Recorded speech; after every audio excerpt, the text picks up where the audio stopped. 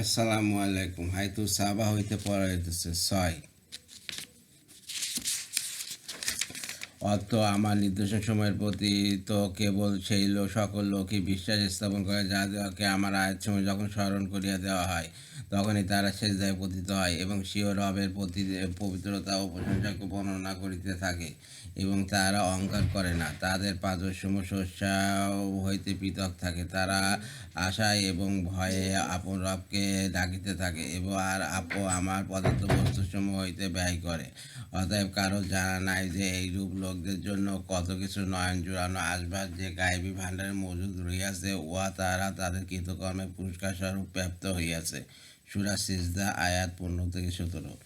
অর্থ আর যাহা কিছু আল্লাহর নিকট আছে তা ইহা অপেক্ষা বহু গুণে শ্রেয় এবং অধিকতর স্থায়ী ওই সকল লোকদের জন্য যারা ঈমান আনিয়াছে এবং স্বীয় রবের উপর নির্ভর করে, আর যারা কবিরা গুনাহসমূহ হইতে এবং তার মধ্যে বিশেষ করিয়া অশ্লীল বিষয়সমূহ হইতে বাঁচিয়া থাকে, আর যখন তাদের ক্রোধের উদ্ভব হয় তখন তারা ক্ষমা করে, আর যারা স্বীয় রবের নির্দেশ মানিয়াছে এবং নামাজের পাবন্দী রইয়াছে, আর তাদের প্রত্যেক কাজ সম্পাদিত হয় পারস্পরিক পরামর্শে এবং আমি যা কিছু তাদেরকে দান করিয়াছি তারা উহা হইতে ব্যয় করে, এবং যারা এইরূপ যে যখন তাদের প্রতি কারো তরফ হইতে কোনো উৎপীড়ন পৌঁছায় তখন তারা প্রতিশোধ গ্রহণের সমান প্রতিশোধ লয়।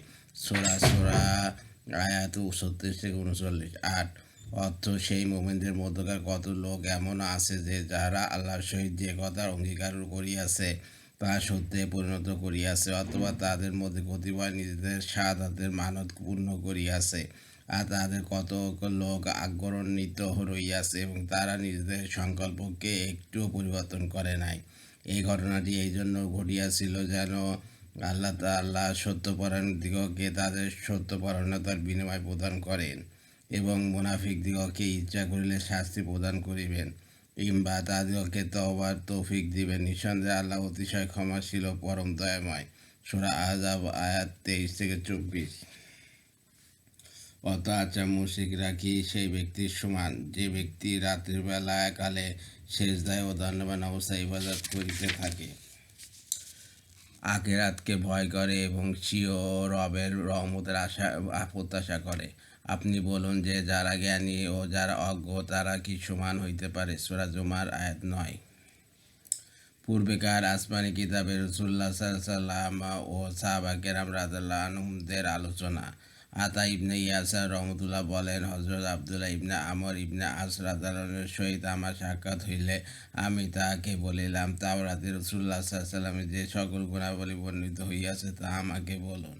তিনি বলিলেন, অবশ্যই খোদার কসম, তার যে সকল গুণাবলী কোরআনে বর্ণিত হইয়াছে তাওরাতেও তাই বর্ণিত হইয়াছে।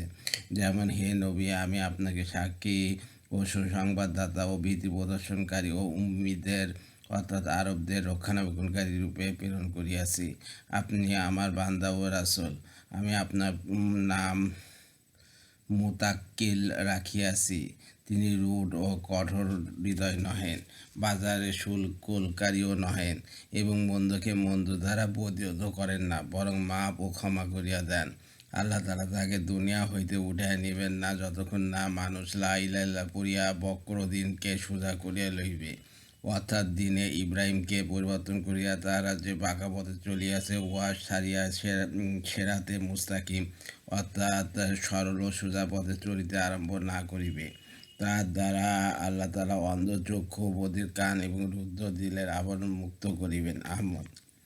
অপর এক রিওয়ায়াতে বর্ণিত হইয়াছে যে আল্লাহ তাআলা তাহার দ্বারা বক্র দিনকে সোজা না করিয়া তাহাকে দুনিয়া হইতে উঠাইবেন না।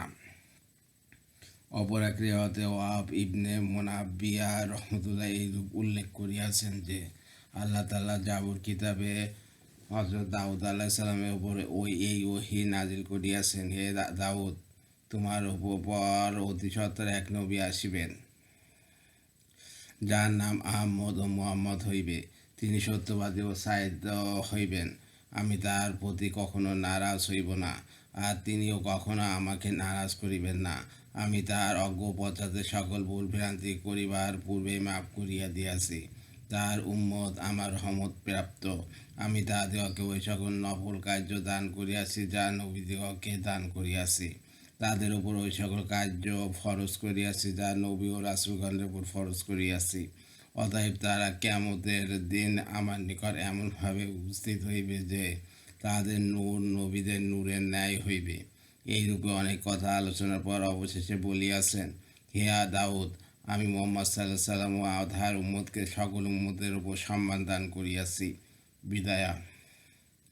সাঈদ ইবনে আবি হেলাল রহমতুল্লাহ হইতে বর্ণিত আছে যে হযরত আব্দুল্লাহ ইবনে আমর রাদিয়াল্লাহু আনহু হযরত কাব রহমতুল্লাহকে বলিলেন, আমাকে হযরত মুহাম্মদ সাল্লাল্লাহু আলাইহি সাল্লাম ও তার উম্মতের গুণাগুণ সম্পর্কে বলুন।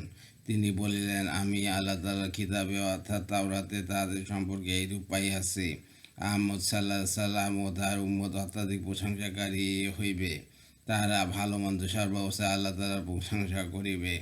প্রত্যেক উঁচু জায়গায় উঠিতে তারা আল্লাহ আকবার বলিবে এবং প্রত্যেক নিচু জায়গায় নামিতে তারা সুবহানাল্লাহ পড়িবে। তাদের আজানের ধ্বনি আকাশে বাতাসে ধ্বনিত হইবে। পাথরের উপর মৌমাছির মৃদু গুঞ্জনের ন্যায় নামাজের মধ্যে তাদের কোরআন পাঠের মৃদু গুঞ্জন শ্রুত হইবে।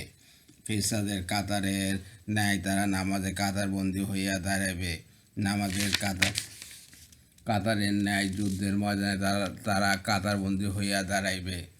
যখন তারা আল্লাহর রাহে জিহাদে বাহির হইবে তখন তাদের সম্মুখে ও পিছনে মজবুত বর্ষা হাতে ফেরেশতারা গণ থাকিবে।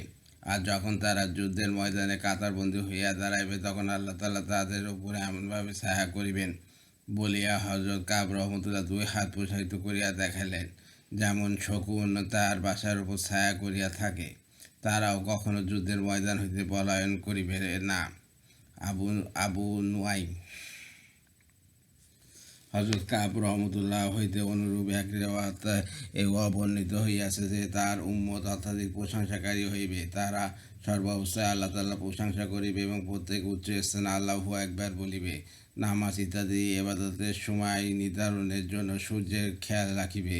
ময়লা আবর্জনা ফেলার জায়গায় হইলেও ৫ ওয়াক্ত নামাজ সময় মতো আদায় করিবে। কোমরের মধ্যস্থলে লুঙ্গি বাঁধিবে এবং উযুর মধ্যে আপন অঙ্গ প্রত্যঙ্গ ধৌত করিবে। আবু নুআইম নবী করিম সাল্লাল্লাহু আলাইহি সাল্লামের শারীরিক গঠন ও গুণাবলী সম্পর্কে কতিপয় হাদিস। হযরত হাসান ইবনে আলী রাদিয়াল্লাহু আনহু বলেন, আমার মামা হযরত হিন্দ ইবনে আবি হালা রাদিয়াল্লাহু আনহু, যিনি রাসূলুল্লাহ সাল্লাল্লাহু আলাইহি সাল্লামের শারীরিক গঠন ও গুণাবলী অত্যাধিক ও স্পষ্টরূপে বর্ণনা করিতেন, আমার একান্ত আগ্রহ হইল যে তিনি উহা হইতে আমাকেও কিছু বর্ণনা করিয়া শোনান, যাতে আমি উহা হৃদয়ে গাঁথিয়া উহার উপর আমল করিতে পারি। রাসূলুল্লাহ সাল্লাল্লাহু আলাইহি সাল্লামের ওফাতের সময় হযরত হাসান রাদিয়াল্লাহু আনহুর বয়স মাত্র 7 বছর ছিল। বিদায় তিনি তার শারীরিক গঠন ও গুণাবলী ভালোরূপে স্মৃতিবদ্ধ করিতে পারিয়াছিলেন না।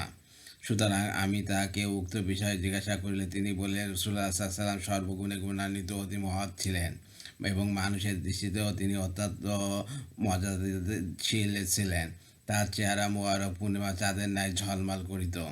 মাঝারি গড়ন বিশিষ্ট ব্যক্তি হইতে কিছু লম্বা, আবার অতি লম্বা হইতে খাটো ছিলেন। মাথা মুবারক সুসংজ্ঞভাবে বড় ছিল। কেশ মুবারক ও সামান্য কুঞ্চিত ছিল। মাথার চুলে অনিচ্ছাকৃতভাবে আপনা আপনি স্মৃতি হইয়া গেলে সেভাবে রাখিতেন, অন্যথায় ইচ্ছাকৃতভাবে স্মৃতি তৈরি করার চেষ্টা করিতেন না।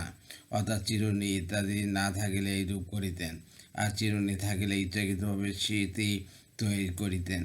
কেশ মুবারক লম্বা হইলে কানের লতি অতিক্রম করিয়া যাইত। শরীর মুবারকের রং ছিল অত্যন্ত উজ্জ্বল আর ললাট ছিল প্রশস্ত। ভ্রুদ্বয় বক্র, সরু ও ঘন ছিল। উভয় ভ্রু পৃথক পৃথক ছিল, মাঝখানে সংযুক্ত ছিল না। ভ্রুদ্বয়ের মাঝে একটি রগ ছিল, যা রাগের সময় ফুলিয়া উঠিত। তার নাসিকা উঁচু ছিল, যার ওপর এক প্রকার নূর ও চমক ছিল। যে প্রথম দেখিত সে তাকে উঁচু নাকওয়ালা ধারণা করিত, কিন্তু গভীরভাবে দৃষ্টি করিলে বুঝিতে পারিত যে সৌন্দর্য ও চমকের দরুন উঁচু মনে হইতেছে, আসলে উঁচু নয়। দাড়ি মুবারক ভরপুর ও ঘন ছিল। চোখের মণি ছিল অত্যন্ত কালো। তার গণ্ডদেশ সমতল ও হালকা ছিল এবং গোস্ত ঝুলন্ত ছিল না। তার মুখ সুসংগতপূর্ণ প্রশস্ত ছিল, অর্থাৎ সংকীর্ণ ছিল না। তার দাঁত মুবারক চিকন ও মসৃণ ছিল।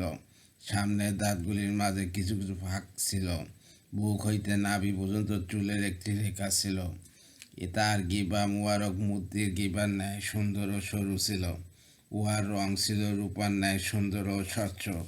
তাহার সমস্ত অঙ্গ প্রত্যঙ্গ সামঞ্জস্যপূর্ণ ও মাংসল ছিল।